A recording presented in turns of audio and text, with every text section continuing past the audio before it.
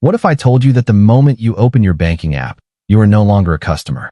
You are a subject in a behavioral experiment. Every color, every number placement, every notification timing, every default setting on that screen was tested on millions of people before it reached you. Not to help you manage money better, to make you spend more, save less, and feel completely fine about both. This is not a theory.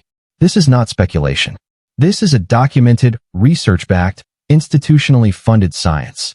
And the people running it have psychology PhDs, not banking degrees. Today we are going to walk through exactly how it works. Mechanism by mechanism. Decision by decision. Because once you see it, you cannot unsee it. And once you cannot unsee it, it stops working on you.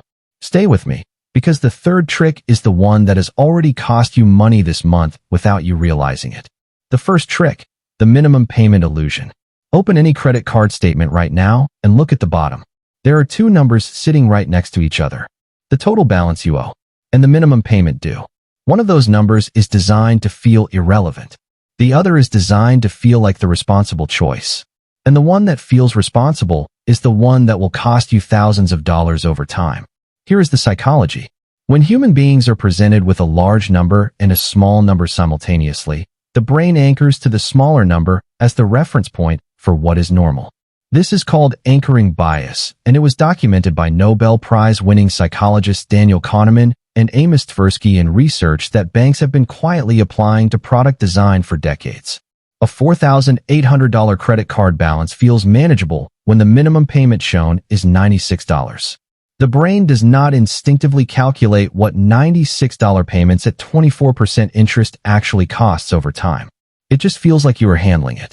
The Consumer Financial Protection Bureau published data showing that cardholders who consistently pay only the minimum payment on a $5,000 balance at average interest rates will spend over $9,000 in total repayments and take more than 17 years to clear the debt. 17 years. On one credit card. While always feeling like you are keeping up. That number, $96, is not a suggestion for your financial well-being. It is the mathematically minimum amount required to keep you in debt for as long as possible while remaining technically current. The bank does not make money when you pay it off. The bank makes money every single month you do not. The second trick, round number balance psychology. This one is subtle, and it is everywhere. Banks and financial apps have spent years studying what account balance displays due to human spending behavior. What they found changed the entire interface design industry. When your account balance shows a round number, $2,000, $5,000, $10,000, your brain registers it as a milestone. A clean number feels like an achievement. It creates a psychological sense of completion and safety that is entirely disconnected from your actual financial situation. Research from the University of Colorado found that consumers are significantly more likely to make discretionary purchases immediately after their account balance crosses a round number threshold. The round number triggers a reward signal. The brain says you made it, and then you spend. Banks know this, which is why savings account interfaces are designed to celebrate round number milestones with animations, congratulations messages, and progress bars that reset, pulling you toward the next round number while extracting a celebratory purchase from you along the way. The progress bar in your savings app is not motivational design. It is a spending trigger wearing motivational clothing. And it gets more precise than that. Some financial platforms have been documented adjusting the timing of transaction processing, holding certain credits to post before debits, specifically to maintain the appearance of a healthier balance than actually exists at any given moment. Not fraudulently, but strategically. Because a customer who feels financially healthy spends more, and a customer who spends more is a more profitable customer.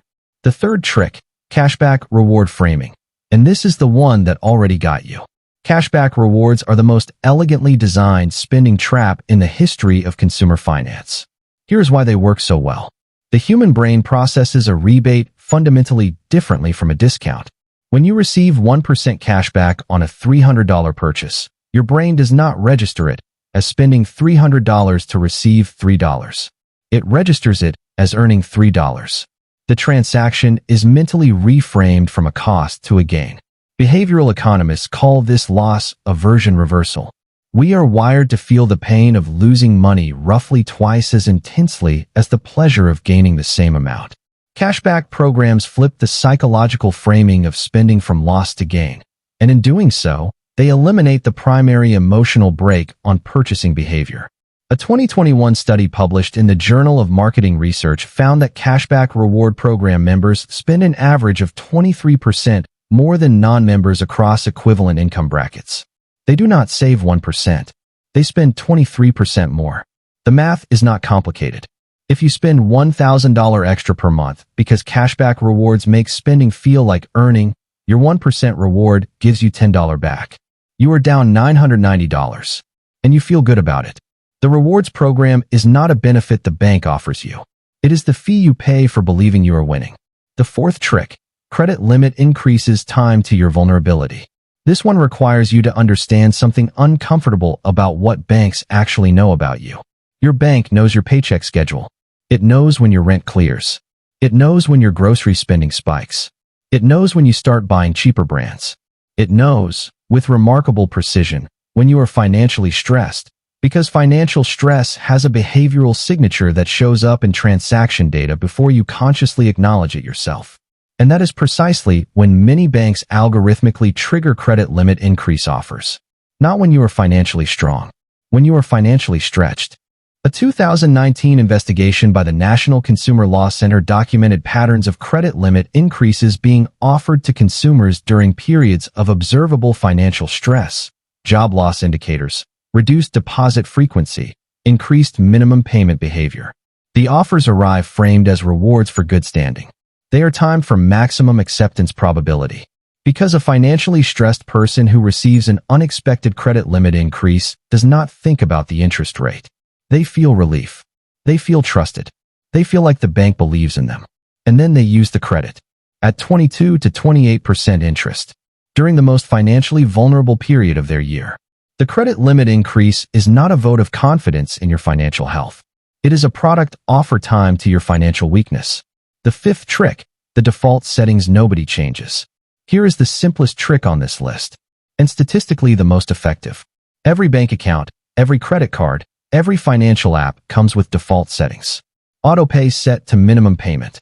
Overdraft protection enabled and set to draw from credit. Savings account interest rate set to the lowest available tier. Paperless statements that reduce the psychological impact of seeing your full financial picture in physical form. Research from behavioral economist Richard Thaler, who won the Nobel Prize in Economics in 2017 specifically for his work on default settings and human decision-making, proved that the overwhelming majority of people never change default settings regardless of whether those settings serve their interests. Banks set the defaults. Banks benefit from the defaults. And most people stay in the defaults for years, sometimes decades, without ever questioning whether those settings were designed for their financial outcome or the bank's. Switching your autopay from minimum payment to full balance. Turning off overdraft protection linked to your credit line. Moving to a high-yield savings account. These are 3 changes that take under 15 minutes combined and can save the average household thousands of dollars annually. But the defaults make them feel unnecessary. And that feeling is the product. What you do with this. Here is the thing about all 5 of these mechanisms. None of them are illegal.